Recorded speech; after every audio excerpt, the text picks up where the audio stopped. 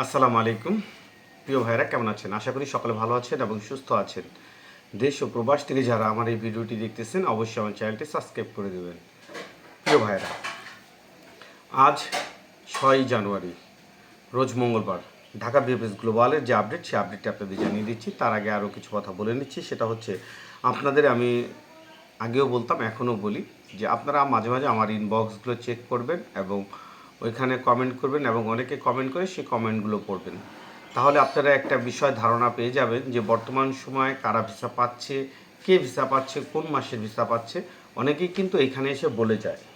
তাই আমি আপনাদের সবসময় বলি যে আপনারা আমার কমেন্ট বক্স চেক করবেন, দেখবেন যে অনেকেই ভিসা পেয়েছে এবং ভিসার মেসেজ আসছে, সেই বিষয়ে কথা বলে। তার আগে আরেকটি বিষয় কথা আপনাদের বলি। আপনাদের গতকালকেও বলেছিলাম যে নাপোলি শহরের অনেক দিন ধরে আমরা দেখি না যে কেউ পাসপোর্ট সাবমিট করার এসএমএস পেয়েছে। আলহামদুলিল্লাহ, অবশেষে গতকালকে পাসপোর্ট সাবমিটের মেসেজ এসেছে। নাপোলি শহরের 2023 সালের আগস্ট মাসের মেসেজ এসেছে। ইনশাআল্লাহ উনি আজকে জমা দিতে গিয়েছে, হয়তো আগামী এক সপ্তাহ ভিতরে উনি ভিসাও পেয়ে যাবেন। যাই হোক, প্রিয় ভাইয়েরা, আরও কয়েকটা কথা আপনাদের বলি। সেটা হচ্ছে, আপনারা সকলে অবগত যে আর মাত্র 4-5 দিন বাকি আছে নতুন 2026 সালের ক্লিক ডেট সিজনাল ভিসার। আশা করি এই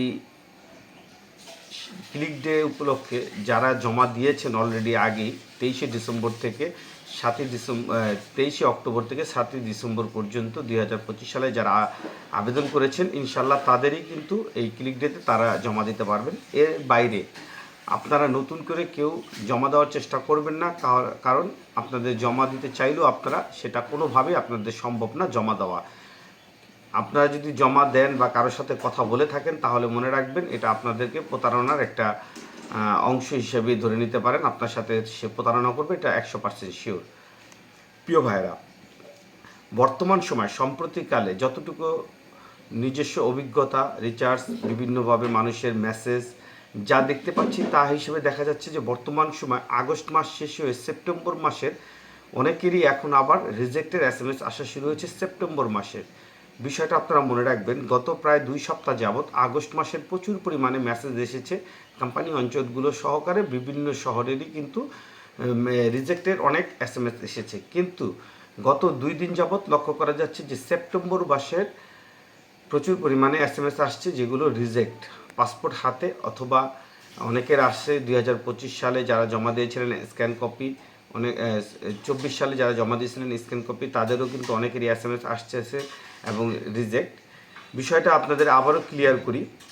দেখেন, আপনারা যারা এখন পর্যন্ত মাধ্যমের কাছে যাদের প্যাক গিয়েছে, কোনো প্রকার তারা কোনোভাবে রেসপন্স করেনি, কোনোভাবেই তারা সেই মেইলের জবাব দেয়নি, আপডেটের জন্য কোনো প্রকার তারা কোনো রকম কাজই করেনি, অর্থাৎ আপনাদের এসএমএস তাদের প্যাকে এই প্যাক যাওয়ার পরও তারা মালিকের আইডিতে কোনো প্রকার তারা কোনো ধরনের কোনো সারা শব্দও করেনি বা কোনো কিছু ডকুমেন্টসে জমা দেয়নি, তাদের কিন্তু রিজেক্ট দিচ্ছে বর্তমান সময় সবচেয়ে বেশি। এবং যারা কোনো না কোনোভাবে হয় আবেদন করেছে, নয় জমা দিয়েছে, নয় প্যাকের উত্তর দিয়েছে, এই সকল পাসপোর্টগুলো এখন পর্যন্ত রিজেক্ট হয়নি। এটি হয়তো বা ধারাবাহিকভাবে যারা আপডেট করবে তাদের ভিসা হবে, যারা করতে পারবে না তাদের রিজেক্ট হবে। এটা ধারাবাহিকতা, যেহেতু তারা আপিল করেছে সেহেতু তারা অনেকেই এখন এই জায়গাটা থেকে সেভ হয়ে গেছে যে এই মুহূর্তে তাদের রিজেক্টটা আসবে না, তাদের ফলাফল না আসা পর্যন্ত। প্রিয় ভাইরা, আপনারা অনেকে ফ্যামিলি ভিসার কথা জিজ্ঞাসা করেন। বর্তমান সময় সম্প্রতিকালে কিন্তু 24 সালের অনেক ভিসা হচ্ছে। আপনারা যারা ফ্যামিলি ভিসা আছেন, আপনারাও আমার ইনবক্স চেক করবেন, দেখবেন আপনাদেরও অনেকেই ভিসা পেয়েছে। যেমন গতকালকে এক বোন ভিসা পেয়েছে, সেও কিন্তু জানিয়ে দিয়েছে যে সে ভিসা পেয়েছে এবং কোন সালের কোন মাসের সেটাও কিন্তু সে বলে দিয়েছে। আপনারা ইনবক্স চেক করলে আপনারা দেখতে পাবেন। কারণ বর্তমান সময় বিএফএস গ্লোবালের সামনে যদি আপনি যান, আপনি বুঝতে পারবেন না যে কে জমা দিচ্ছে, কে ভিসা কালেকশন করার জন্য আছে, কে ফ্যামিলি ভিসা, কে ওয়ার্ক ভিসা, কে ট্যুরিস্ট ভিসা, কে স্টুডেন্ট ভিসা। কিন্তু যারা ভিতরের থেকে কালেকশন করে, মোটামুটি তাদের থেকে ইনফরমেশন যতটুকু পাওয়া যায় আমরা তার ভিত্তিতে কিন্তু ইনফরমেশনগুলো দিই। এর কারণ হচ্ছে বাইরে থেকে ইনফরমেশনগুলো বোঝার কোনো কায়দা নেই, ভিতরের থেকে ইনফরমেশনগুলো নিতে হয়। এবং যারা কালেকশন করছে বা রিজেক্ট করছে তাদের থেকে নিতে হয়। কারণ বাইরে আপনারা যারা ভিএফএস গ্লোবালে গিয়েছেন আপনারা এই বিষয়টা অনেকেই ক্লিয়ার যে বাহির থেকে এটা বোঝা কখনোই সম্ভব না, কেউ আপনাকে ওইভাবে সাহায্য করবে না।